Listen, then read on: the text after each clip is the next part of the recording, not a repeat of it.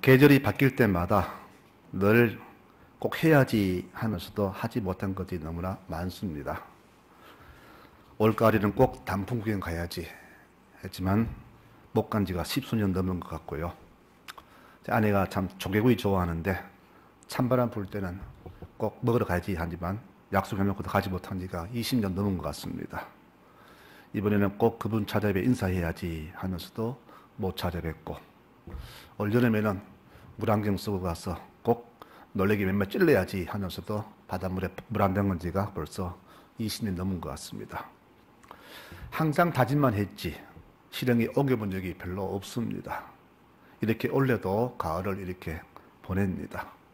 우리 모든 성도들도 저와 똑같은 심령일 겁니다. 늘 바쁘다는 핑계, 상황 여건을 핑계 대면서 늘 그렇게 변명으로 일관했지만은 항상 가슴 속에는 내가 나에게 맺은 약속조차 못 지키는 그런 못난 자라는 생각이 늘 자리를 떠나지 않습니다. 또 그렇게 못하면 지난 세월들에 대해서 죄송한 마음도 늘 가지고 있지요.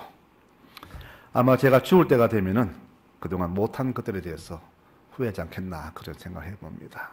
그때 꼭 해볼 걸, 가볼 걸, 그것을 먹어볼 걸, 그렇게 내가 고백해 볼 걸, 아마 그런 후회가 많을 것 같아요. 우리에게 시간이 많은 것 같지만 사실 그리 많지가 않습니다. 우리 생명이 정확하게 90까지 보장된 것도 아니고 또 언제 어떤 일을 당해서 이 땅을 떠날지 모르기 때문에 오늘 내게 주어진 이 시간을 내가 정확히 사용하지 않으면 그야말로 땅을 칠 만큼 우리는 후회할 그런 날들이 오게 될 겁니다. 우리 나이를 1년 단위로 계산해서 성경에는 70으로 우리 정년을 정했고 좀 더 건강하면 80이라고 했습니다. 모두가 100세 시대의 말을 하지만은 사실 우리 80이 넘으면은 그냥 숨만 쉴 뿐 뭐 살 수 있는 여력은 없다고 그렇게 보아집니다. 그런 면에서 내가 100년을 살더라도 내가 정말로 사람답게 살고 남을 위해 살고 주를 위해 봉사할 수 있는 시간은 그리 많지가 않습니다. 그러므로 우리 이 땅에서 내가 지혜를 할 수 있는 시간이 그리 많지 않다는 것을 반드시 새겨야 할 것입니다.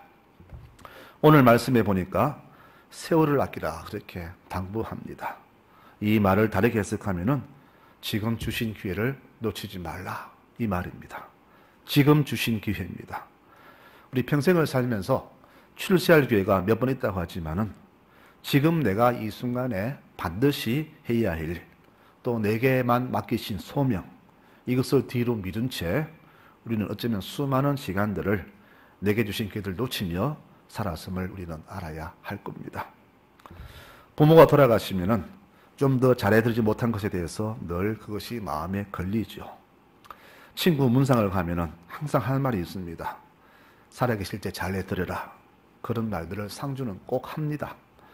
우리에게 시간과 기회가 아주 많은 것 같아도 나중에는 하고 싶어도 하지 못할 그런 날들이 오게 될 겁니다. 그래서 기회란 것은 다음으로 미룰 것이 아니라 지금 이 시간에 실행해야 할 우리의 소명이 되는 것입니다. 만일 다음으로 미루어서 그것을 하지 못하게 된다면 그때 가서 후회해도 소용이 없게 됩니다. 우리는 지금까지 이런저런 핑계를 대면서 내게 주신 주께서 맡기신 기회, 소명들을 제대로 이행하지 않은 적이 참 많았습니다. 그 핑계 속에는 건강 문제도 있을 것이고 또 경제 문제도 핑계가 되었을 것이고 또 아이들 핑계도 거기에 포함되었을 겁니다.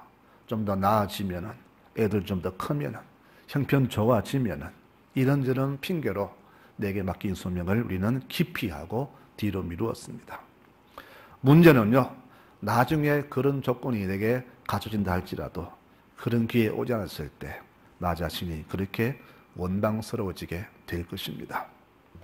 오늘 말씀을 종합하면은 내게 주신 기회를 놓치지 마라 그런 이야기입니다. 기회는 내일 주어지는 것이 아니라 지금 이 시간에 주어지는 우리의 소명이 됩니다.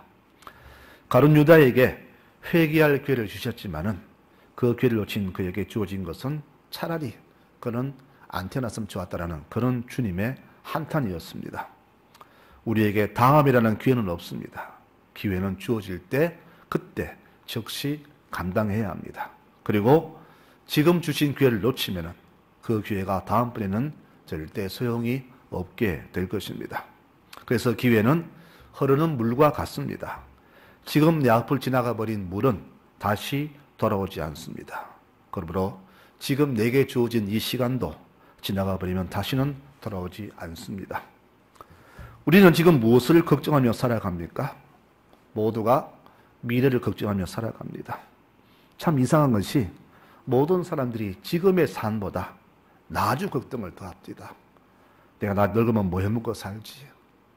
내년 경제가 어려진다는데 어떻게 할까? 오지 않은 미래를 미리 걱정하며 살아갑니다. 사는 모습 보면은 과거를 극복하면서 오늘을 사는 사람이 있고 또 과거에 매여서 마지못해서 오늘을 사는 사람도 있습니다. 또 어떤 사람은 오늘만을 위해서 사는 그런 무지한 사람도 있고 또 내일만을 위해서 오늘을 사는 더 무지한 사람도 있습니다. 오늘 말씀 15절 보니까 이렇게 말합니다. 너희가 어떻게 행할지를 자세히 주의하여서 지혜 없는 자 같이 하지 말고 오직 지혜 있는 자 같이 하여라고 이렇게 당부합니다. 한마디로 무슨 말이냐?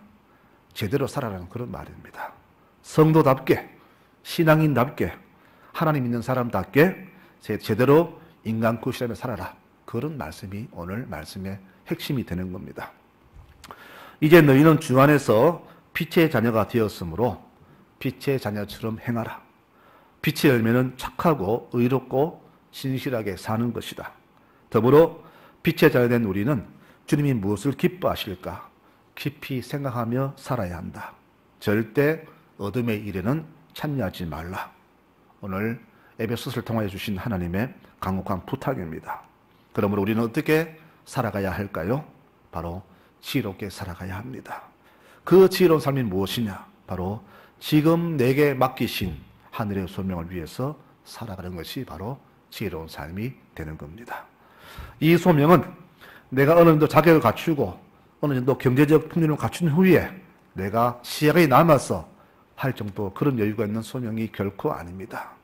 지금 즉시 하라는 겁니다. 그러므로 이 기회를 지금 뒤로 미루는 자는 어리석은 자라고 성경은 말합니다. 그러므로 인간의 조건이 갖추어지고 내가 이제 여유가 있으므로 주의를 해야겠다고 생각되는 그 시기에 하는 어리석은 자가 되어서는 안 된다는 것을 분명히 우리에게 경고해 줍니다. 빛된 자녀가 할 일이 있습니다. 바로 오늘 말씀처럼 약자를 돕고 아픈 자를 위로하고 배고픈 자를 먹이고 슬픈 자와 함께 울어주는 것, 이것이 바로 빛된 우리의 소명입니다. 이것은 무슨 특별한 일이 아닙니다. 특별한 은사를 받은 사람만이 하는 일이 결코 아닙니다. 이것은 우리 모두의 관심의 문제입니다. 내가 관심을 어디에 두냐에 따라서 내가 어떤 대상에 관심 두냐에 따라서 우리의 소명은 달라질 것입니다. 내가 나와 내 가족에만 관심을 두고 거기에 목표 둔다면은 이웃의 아픔은 결코 남의 일이 될 것이지만은 내가 우선적으로 그들에게 마음을 둔다면은 그들의 아픔과 고통은 곧 나의 아픔이 될 것입니다. 우리 주님 세상 계실 때 만났던 사람들, 또 함께 했던 많은 사람들, 다 특별한 사람들은 아닙니다. 지금 우리처럼 서민들이고 민초들입니다.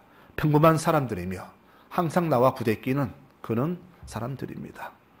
근데 우리는 그들을 관심 두지 않았으나 주님께서는 늘 그들에게 관심을 두셨습니다. 그러니 그들을 늘 보살피고 사랑하고 치유하고 위로하고 함께 우셨던 것입니다.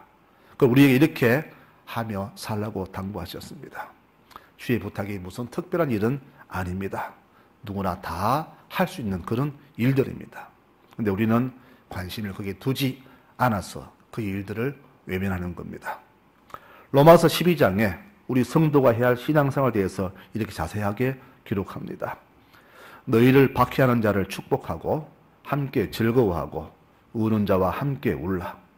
낮은 자세를 취하고 잘난태하지 말며 악으로 악을 갚지 말고 모두와 화목하라. 원수 갚는 것은 주님께 맡기고 오히려 그들이 줄이거든 먹이고 마시고 입혀주어라. 악에게 지지 말고 선으로 악을 이기라. 이것이 바로 성도의 삶이요, 이것이 빛의 열매가 되는 겁니다. 오늘 말씀에 세월을 아끼라 했습니다. 그럼 어떻게 하면 세월을 아낄 수가 있을까? 흘러간 시간을 붙잡아서 내 시간으로 잡을 수 있을까요? 바로 다른 게 아닙니다. 내게 주신 이 기회, 이 소명, 사명을 절대 놓치지 않는 것이 세월을 아끼는 방법입니다. 지금 즉시 내게 맡기신 것을 내가 삶으로 옮기는 겁니다. 내일 하지, 모레 하지, 다음 기회가 아니라 지금 해야 할 일을 지금 즉시 하는 것이 바로 내게 주신 세월을 아끼는 방법이 됩니다. 고린도후서 6장에 이렇게 말씀합니다. 내가 은혜 베풀 때에는 너의 간청을 듣고 은혜를 베풀었고 또 네가 구원에 필요할 때 내가 너를 도왔다. 그러므로 보라, 지금은 은혜 받을 때요, 지금은 구원의 날이다. 아버지께서는 우리가 은혜를 소망할 때 우리의 소망을 들으시고 즉시 은혜를 베푸셨고, 우리가 구원이 필요하고 그래 주께 당부할 때 즉시 구원을 베푸셨습니다. 그러므로 지금은 주께 베푸신 은혜를 내가 지금 받을 때고, 지금 내가 주의 은혜를 말미암아 구원받을 날이라고 말씀합니다. 바로 내일이란 말은 전혀 없습니다. 바로 지금입니다. 은혜도 구원도 지금 받아야 합니다. 구원은 내일이 없습니다. 지금 받아야 됩니다. 주의 은혜도 지금 주실 때 받아야지 다음 기회를 미루면 절대 은혜는 없습니다. 저는 지난 주간에 참 2주간 참 많이 고민했습니다. 우리 교우 2분을 하늘나 떠나보내면서 이 2 죽음을 너무나 가슴 아프게 받아들였습니다. 누구나 다 가는 길이지만은 제게는 이 너무나 아쉬움이 많이 남는 그런 날들이었습니다. 조금만 더 깊이 생각하고 다른 일을 뒤로 미루고 그분들을 한 번 더 찾아뵙고 권면하고 기도했더라면은 그런 아쉬움이 너무나 많았었습니다. 그래서 깨달은 것은 내가 가장 먼저 해야 할 가장 중요한 일은 바로 그 사람의 생명이라는 것을 다시금 깨닫게 되었습니다. 여러분, 우리가 무엇 위에 살아갑니까? 무엇을 위해 살아가야 됩니까? 바로 생명 위에 살아가야 되는 겁니다. 나의 생명 위에 살아가고 이웃의 생명 위에 살아가고 영원한 하늘 소망을 바라며 사는 것이 성도의 삶이 아니겠습니까? 그런데 우리는 왜 자꾸 기회를 놓칠까요? 3가지 이유가 있습니다. 먼저는 거기에 관심을 두지 않는 까닭이고, 다음은 우선순위를 다른 것으로 만들었기 때문이고, 3번째는 그 기회를 다음 기회로 미루는 게으름이 바로 기회를 놓치는 그런 주 원인이 된다는 것이죠. 우리가 그렇게 준비하는 미래가 있지 않습니까? 쓸 것 안 쓰고, 먹을 거 안 먹고, 입을 거 안 입고, 그래서 아껴서 저축하는 것은 그것은 노후 준비지 우리의 미래 준비가 결코 아닙니다. 여러분, 노후 준비와 미래 준비는 다릅니다. 성경에서 말하는 미래 준비는 먼 훗날에 멀리 동떨어진 곳에 있는 것이 아니라 지금 이 시간 성실한 것이 바로 곧 미래입니다. 이게 무슨 말이냐? 지금 이 시간에 내가 신앙인답게 성실하게 살지 않으면은 내가 그렇게 소망하고 준비한 미래가 주어진다는 보장이 없다는 그런 말이 되는 겁니다. 그래서 지금 이 시간에 내가 은혜를 받고 주의 은혜 속에서 살아가고 성실하게 신앙인의 삶을 살아갈 때 우리에게 미래가 준비되는 것입니다. 오늘 부자와 나사로 이야기를 들려드리면서 말씀을 끝내고자 합니다. 완전히 다른 삶을 살았던 이 2 사람, 한 사람은 평생을 포화롭게 살았고 한 사람은 평생을 거지로 살다가 죽었습니다. 둘 다 죽었습니다. 부자는 지옥에서 후회합니다. 그리고 자기 동생들은 이곳에 오지 않게 하려고 부탁합니다. 아브라함이여, 나사로를 세상에 다시 보내어서 이곳 현실을 알리고 그들은 이 지옥에 오지 않게 해달라고 간청을 하죠. 아브라함은 단번에 거절합니다. 그들에게는 그 땅에서 복음을 전하는 선지자들이 있으니 그들에게 들으면 된다. 그래도 죽은 자가 다시 살아나서 증언하면 잘 안 듣겠습니까? 라고 하자. 아니다. 땅에 있는 선지자들의 말도 안 들으면은 누군가 죽어다 다시 말해도 그 말도 믿지 않을 것이다. 여러분, 죽고 나면은 기회가 다시는 주어지지 않습니다. 지옥불 너무나 뜨거워서 나사로에게 물 한 방울 찍어달라고 간청하는 부자에게 아브라함이 이런 말을 하지요. 너는 살아있을 동안에 온갖 복을 다 누렸지 않느냐. 나사로는 세상에서 불행이나 불행은 다 겪고 살았다. 그래서 나사로는 지금 여기서 위안을 받고 너는 거기서 고통을 받는 것이다. 그리고 너와 우리 사이에는 큰 구렁이 있어서 서로 건너가지 못한다. 여러분, 이 말씀 속에서 부자가 이 땅에서 어떻게 살았는지 대충 가늠이 되지 않습니까? 하나님이 우리에게 바라시는 것이 과연 무엇일까요? 주께 기도 많이 한 것, 봉사 많이 한 것, 맞습니다. 이것들 귀히 보시고 아마 후한 보상도 주실 것입니다. 그러나 그분이 우리에게 진정으로 바라시는 것은 바로 그것이 아니라 우리가 이 땅에 살 때에 사람 냄새를 풍기며 사는 겁니다. 우리는 지금 너무나 삶의 양념을 많이 치지요. 양념을 치면은 그 맛을 바꾸어서 더 좋게 할 줄을 모르고 향내는 더 좋을지 모르나 그 재료 본연의 맛은 잃고 살게 됩니다. 우리는 지금까지 그렇게 겉모습을 너무나 많이 내보이며 살았고 그러다가 사람 연세를 풍기지 못한 적이 너무나 많았었습니다. 겉으로는 좋은 사람으로 친절한 사람으로 버릇이 살 사람으로 화려하게 보이며 살았지만은 그 속내는 그렇지 않음이 얼마나 많았습니까? 이 부자는 나사로에게 잘못한 게 없습니다. 그는 부자로 살았고 나사로는 자기 태어난 그 운명대로 그렇게 거지로 살았습니다. 법적으로도 죄가 없습니다. 남을 안 도와줬다고 부자가 죄된 것은 결코 아닙니다. 그러나 법적으로 죄가 없고 자기 삶에 죄가 없지만은 그 사는 모습이 하나님 앞에서는 큰 죄가 됨을 알아야 됩니다. 그것도 아주 그는 많이 잘못했습니다. 이 말씀에서 우리가 대충 감을 잡잖아요. 너는 살았을 때에 많이 누렸지 않느냐? 누렸다는 이 말을 한번 뜻을 생각해 볼까요? 여러분, 우리 인생이 과연 후회하지 않을 정도로 마음껏 원 없이 누릴 정도로 그렇게 우리가 풍성한 인생입니까? 아니잖아요. 내가 그렇게 원 없이 누리며 살게 되면은 반대로 그것을 누리지 못하며 사는 나사로 어떤 사람이 얼마나 많은지 우리는 그것을 보지 않으며 살았다는 말이 되는 겁니다. 그들을 돌보지 않음이 법적으로는 죄가 되지 않다 할지라도 이웃을 내 몸처럼 사랑하는 주의 명령을 거부한 것이 되므로 이 부자는 주 앞에 큰 죄가 된 것입니다. 그것도 하나님 앞에서 큰 죄인이 된 것입니다. 이 부자와 거지 나사로 두 사람 모두 다 하나님 믿는 사람들이었다고 생각한다면 여러분은 지금 이 장면을 어떻게 해석해야 할까요? 이것을 볼 때 우리는 이것을 분명히 깨닫게 될 겁니다. 아, 하나님을 믿어도 구원받지 못하는 경우 있구나 하는 것을 절실히 깨달아야 합니다. 이 부자 같은 믿음은 구원받을 수 있는 믿음이 결코 아니라는 것을 우리가 알아야 됩니다. 우리는 이 문제를 심각하게 생각해야 되겠죠. 교회 문지방만 밟고 왔다 갔다 한다고 해서 그것이 믿음이 결코 아닙니다. 입으로 주여 부른다고 그것이 구원받을 믿음이 아니라는 것을 분명히 알아야 합니다. 죽은 믿음은 구원이 없습니다. 살아있는 믿음만이 구원을 받습니다. 우리가 말씀대로 살지 않고 이웃을 사랑하지 않는 자는 구원받을 믿음을 가진 사람이 결코 아니라는 사람을 우리는 이 두 사람을 보면서 우리가 깨닫게 됩니다.